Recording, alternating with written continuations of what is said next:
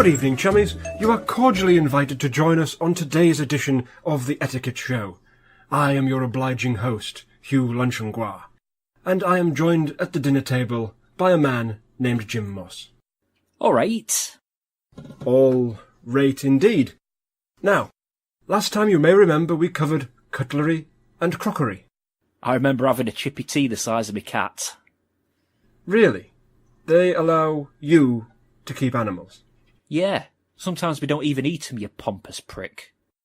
I swear to God, I will write a formal letter of complaint to the producer about you. Today, we'll be examining the social norms that we should adhere to as a dinner party guest. Now, have you attended many social gatherings, Jim? Oh, yes, Hughie. I have attended many a brown-nosing at the Ambassador's Jamboree. What? And you didn't invite me? When I catch up with Giles, I have a good mind to knock his bloody block off. Hugh, the show. Right, of course. So, I have brought along an array of handkerchiefs. I thought we could start by discussing their form and acceptable uses. Listen's a bit crusty, Hugh. Quite. It is what is known as an exhausted hanky. Lots of white stains on it. Yes, and an exhausted hanky should never be seen in polite company. But you're fine with showing me, you spaff rag. You're not polite company. Anyway, one should always keep used handkerchiefs out of sight. These should be confined to pockets or concealed up one's sleeve, and never revealed at the table. However, one may have an unused handkerchief sticking out of one's top pocket as a fashion accessory.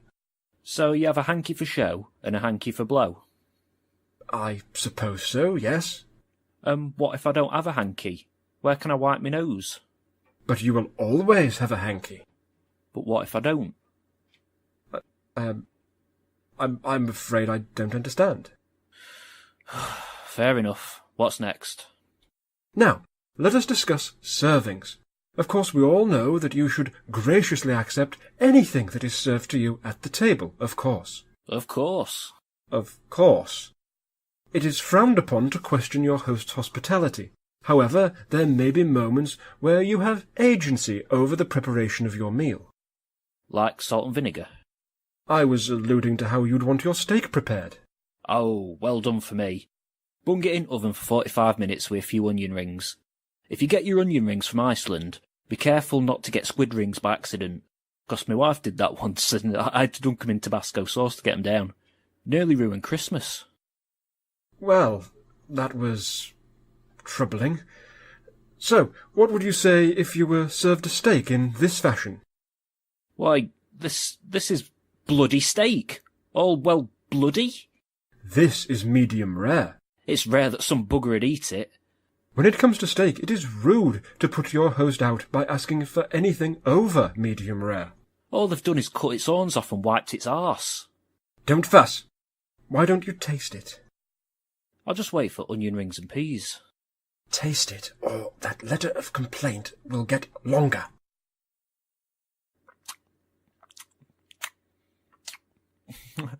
Hey, what do you call a pig that's fallen on floor? Talking with your mouth full, what in the world is wrong with you? What? You're spitting flecks all over me. Well, sharing's caring. I can't work with this man.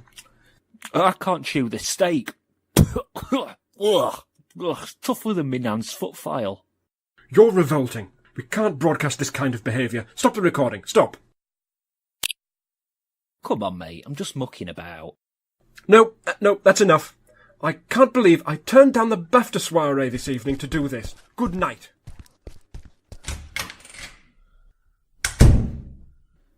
So, same time tomorrow, then?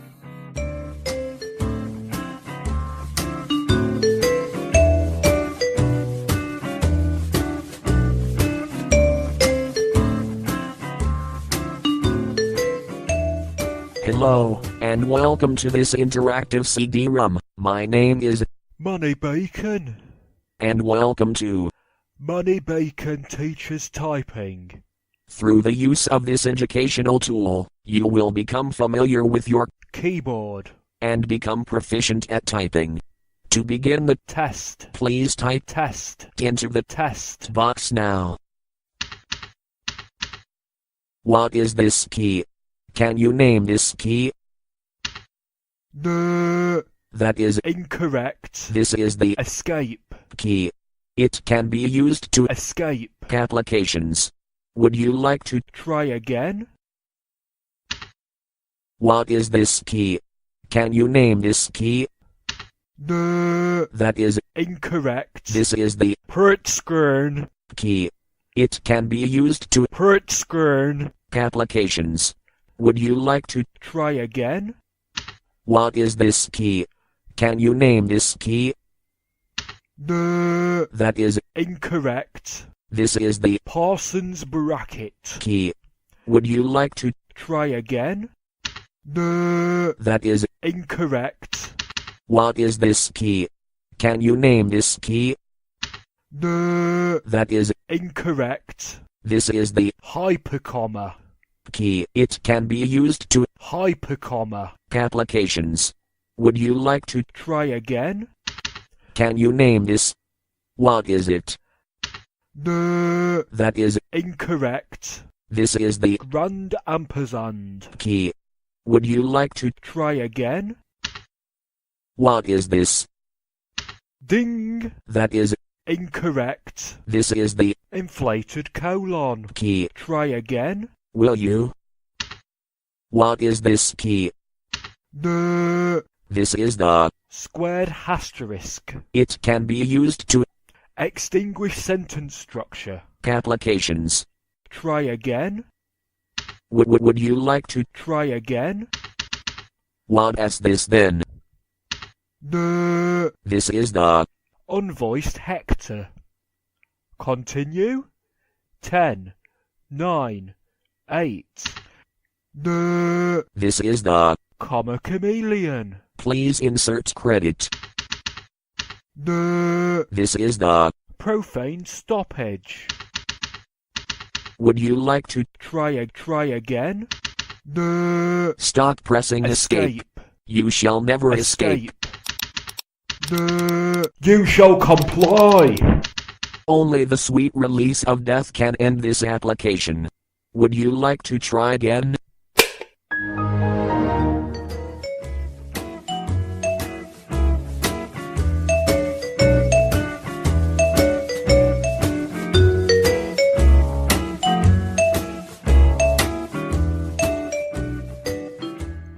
What have you elected to be poked in the face with? The devil's horse pipe.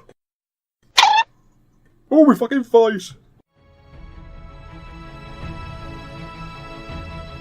Animals are our best friends, but they can't communicate with us. What happens when we urgently need to talk to our pets? It's time to call John Huntsman, the pet psychic.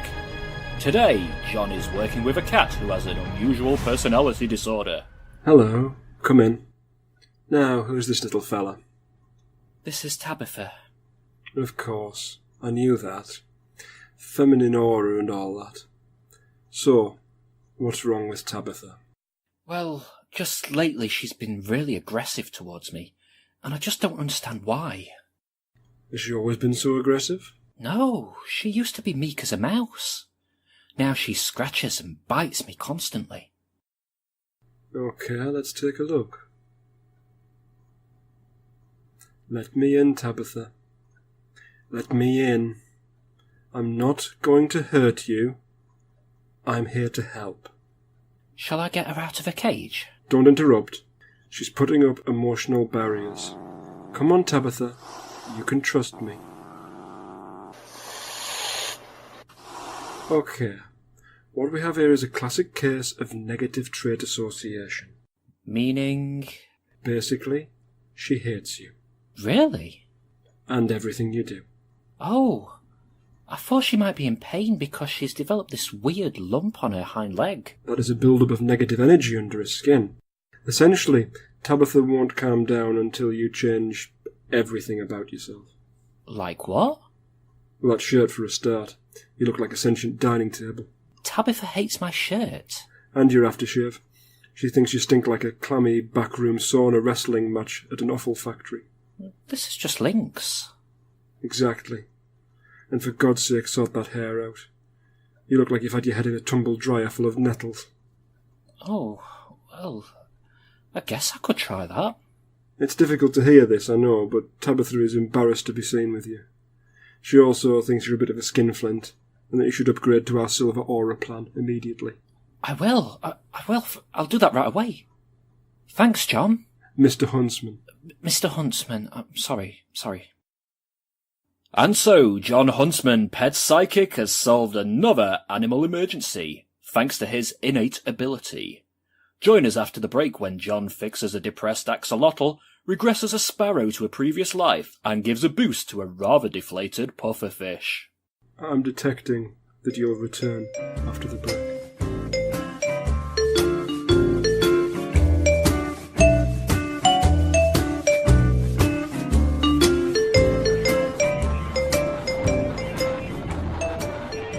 Deep in thought, out of sorts, are lessons taught, all for naught, and time is short. Comprehensions? Glory. Patented gas-powered footsie pumpings for the easing of street beats to the feet, slipping, tripping, and knee-stripping of yestertime confinemental are to historical books. New age scheduled to begin, paraded through street, lofted on high on the shoulders of many whose foot do sing with delightin'. My time apparent, lauded. Mass tootsie explosion, lofted higher, skyward rapid. Ground apparent, rapid.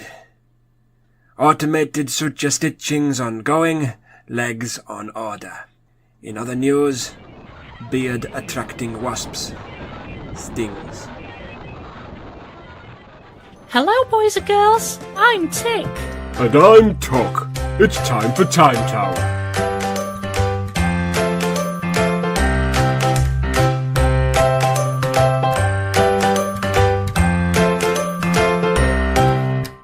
Today, boys and girls, we're going to learn about half past. That's right. So if I go and stand on the number 6... Ow! Hey, watch it! What the... Who said that? Down here! Tick, I think the numbers are talking. Oh, crap! Am I tripping again? No, we're new characters. We're here to teach children the different numbers of the clock face. That's basically our job. Don't blame me, I was just following number 9. Well, I was just following number 3. Hey, shut up. It's all number 7's fault. Oi, I'll have you. Don't hurt him! Enough! Now look, we don't need any talking numbers in this town. We already have loads of superfluous characters as it is.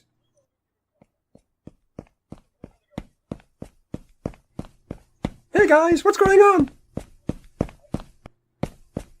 Oh, well I guess I'll be going then.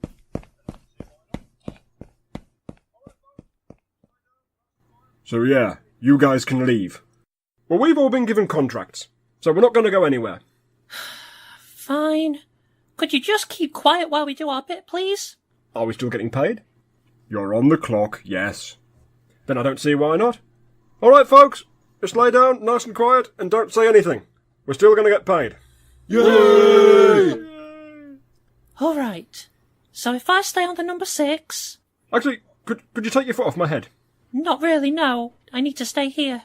Look, I've read the employee's handbook. This is a blatant violation of health and safety. It specifically says no employee should have to endure the weight of another employee bearing down on his or her forehead. Fine. I'll stand to the side. Oh, man, that's better. Anyway, Please continue. if I stay here and Tock moves to the number 3... Ow! Ah, Hell! Shut up, you sons of bitches. You're ruining the whole thing. don't talk to them like that. I've read the employee handbook, and it covers the right not to be verbally abused at work. On page 63 it says... It's not verbal abuse, we do it all the time. Piss off, you spoffy little nonce. You see? It's kind of what we do here. Well, we can't be expected to work in conditions where people are verbally and physically abused. All right, guys, we're on strike. Strike? That's right. The clock strikes 1, and we all walk out. Then you will be left with nout. Did somebody say number 1? What about me? Number 11. I'm made of 2 1s. It's the number 12. I also have a 1 in my name. I'm the old one too. But I'm the actual number 1. For God's sake, shut up! How very rude. You can't talk to us like that. Well, you can't go on strike. Watch us. Everybody out. Lucky 7 doesn't have to stand for this. Come on, I'm going to go stand in for this. Come on, everybody. Come on. Well, see ya. Well, that's just fantastic, isn't it? We're paying them for nothing.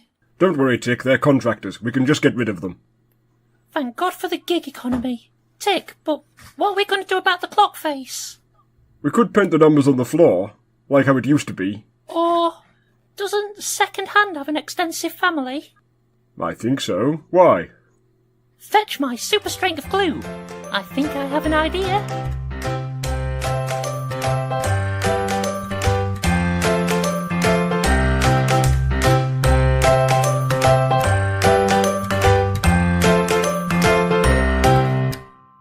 Got your nose. Got your nose. I've got your nose. Got your nose. Well, I have your soul, mortal.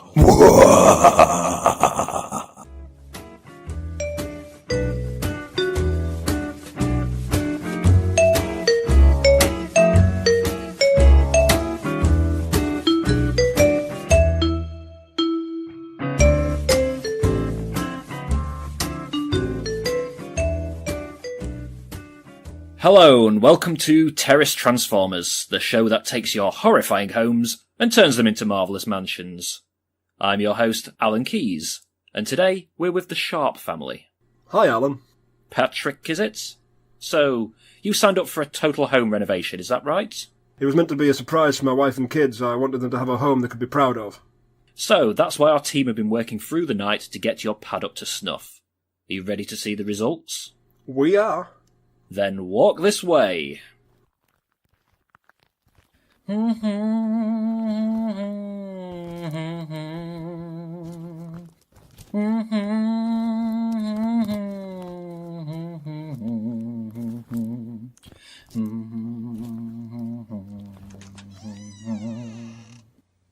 So, this is where your living room used to be, isn't it?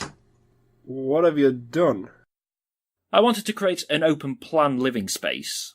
So this room incorporates your living room, kitchen, dining room, bedrooms and bathroom into one great super room. It's huge. Yes, we also knocked through the entire terrace row, so you'll have plenty of room for the kids to run around in. What about the neighbours? Oh, don't worry, we just remortgaged your house 8 times and bought them all. It was the only way. And you're picking up the cost?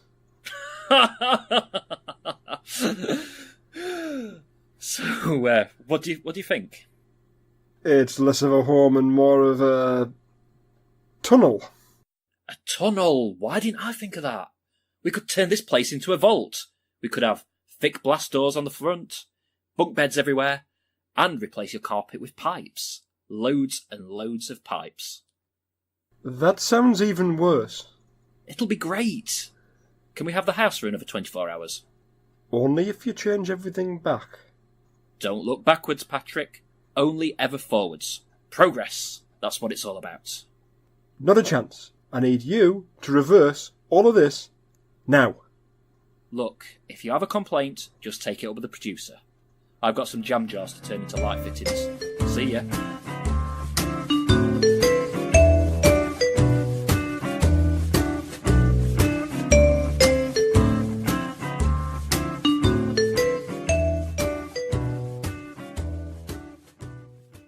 Alright, I know it's been a long day of auditions today, but hopefully we've saved the best till last.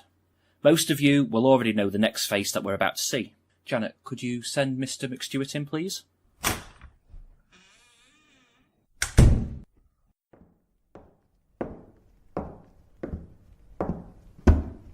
It is I, Ian McStewart.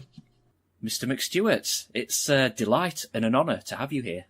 The pleasure is all mine, Mr. For heaven's sake, man, what's your name? I'm Steve Burton, the director.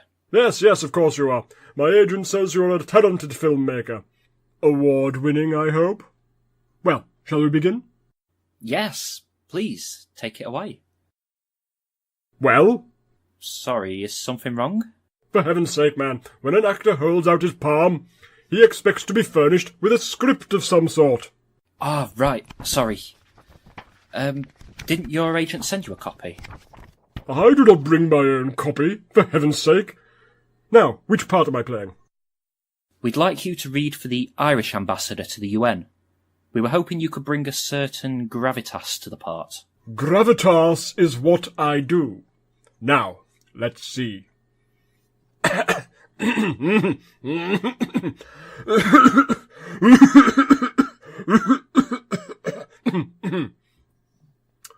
But surely the United States recognizes that the issue is causing harm to our rural communities in Ireland. We urge the Council to reconsider these proposals urgently. Yes, that was good. But I... Applaud, then. Yes, great. But I wondered if you could try it in an Irish accent? What? For heaven's sake, man. Are you deaf? That was an Irish accent. It was? Could you try it again? I think the accent got lost in there somewhere. Goodness sake, for heaven's sake, man. Never treated in this fashion. Unbelievable. But surely the United States recognises that the issue is causing harm to our rural communities in Ireland. We urge the Council... Sorry, Mr. McStewart. We're still not getting the accent? Then I can only assume you have never spent a day in Ireland. If you could just try it one more time, we'd really appreciate it. For heaven's sake. But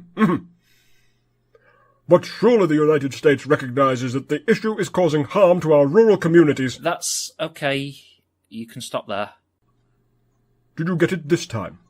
Well, yes, it was in there, a touch. However, I'm not sure a voice of your calibre gels with what we're after. My rendition was as Irish as a shamrock-slogging Guinness guzzler. This was our mistake. Your agent said you'd be perfect for the role. I'm sorry, we obviously didn't do our research. Well, what if the character was Welsh? My Welsh accent is second to none. That's not exactly how we envisage the character. But surely the United States recognises that the issue is causing harm to our rural communities here in Wales. No, Mr. McStewart, there isn't a Welsh character in the script. Heaven's sake, man.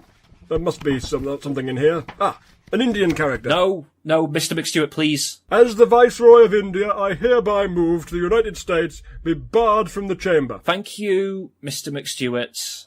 I think we've heard enough now. At last. Marvellous. I shall expect a call henceforth.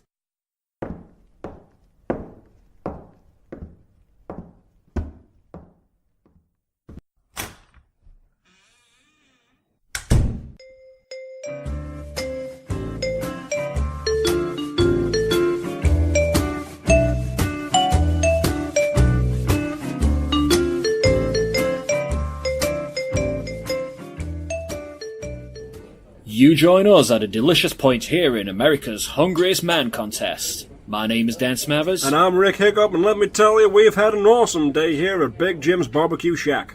That's right, Rick. We're well into our 4th hour, and our bottomless challenges are still chewing away relentlessly. That's right, Dan. On the left there is Soupy Daniels. His technique has been absolutely flawless so far. I've been watching closely, and I haven't seen him drop a single crumb.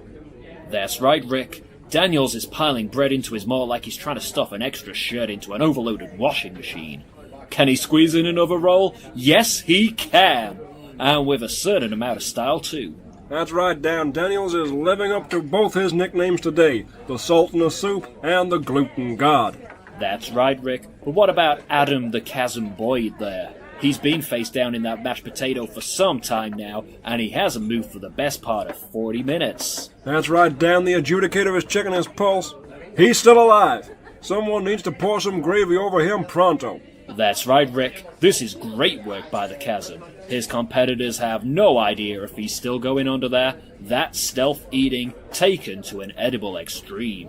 That's right, damn it, I have to stop you there, because it seems Lucy Lockjaw has finally finished that strand of spaghetti. That particular piece of pasta was supposed to be as long as Route 66, and she's just slurped it up like it was nothing. That's right, Rick. A monumental achievement. And what's this? She's signaling to the crowd.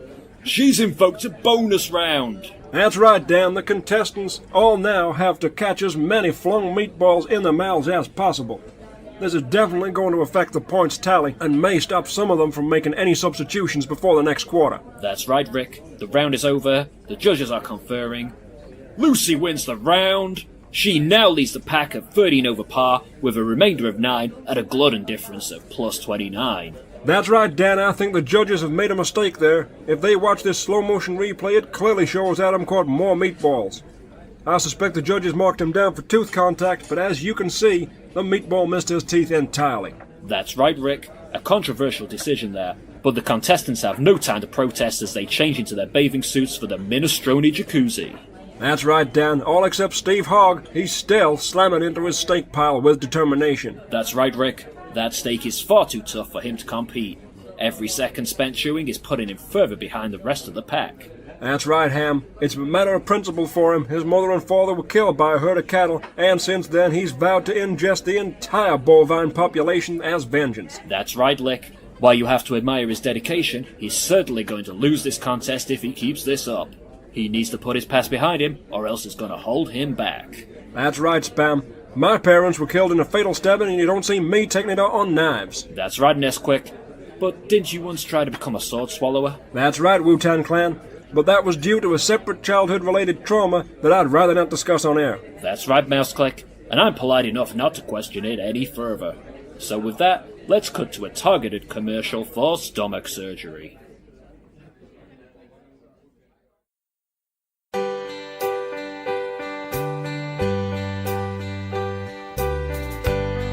Maybe I didn't tweet you quite as often as I should have.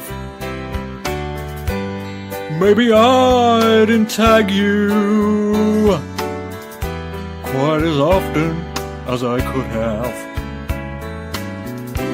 Little things I should have liked and shared, I just never took the time. You were always on my timeline.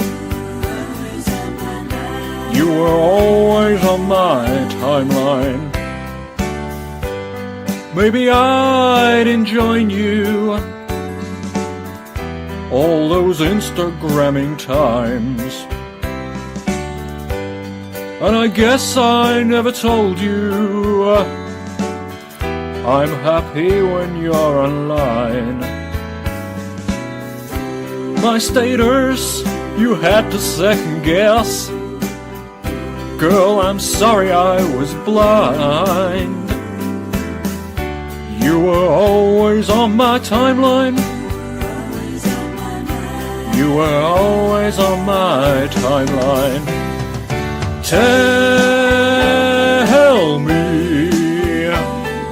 Tell me that we are still Facebook friends.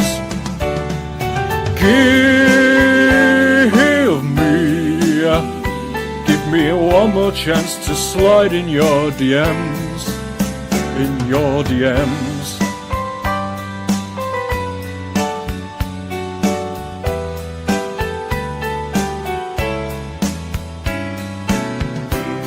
Little things I should have liked and shared, I just never took the time. You were always on my timeline.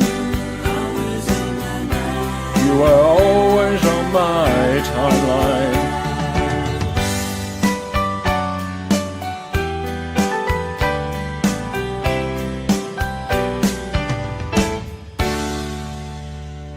You were always on my timeline. Maybe I didn't tweet you quite as often as I should have.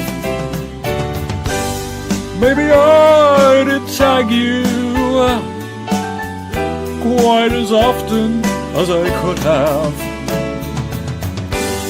Maybe I didn't join you all those Instagramming times. And I guess I never told you I'm happy when